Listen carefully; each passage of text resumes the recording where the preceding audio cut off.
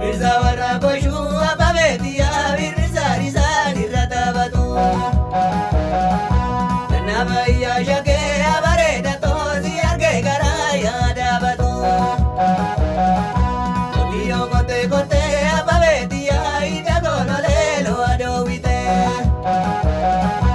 Ofii keeraftee bultaa abareeda too nama hirriba na dhoowwitee.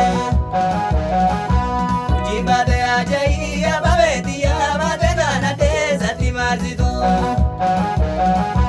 Aduunni ta'e shakkee abareeda tooni ta'ana ta'ana magajitu. Konkolaattee loomini abbaa beetiyaa konkolaattee loomin dagalatti. Irraaf jaalasi bitaa abareeda too birraan bariite masgalatti.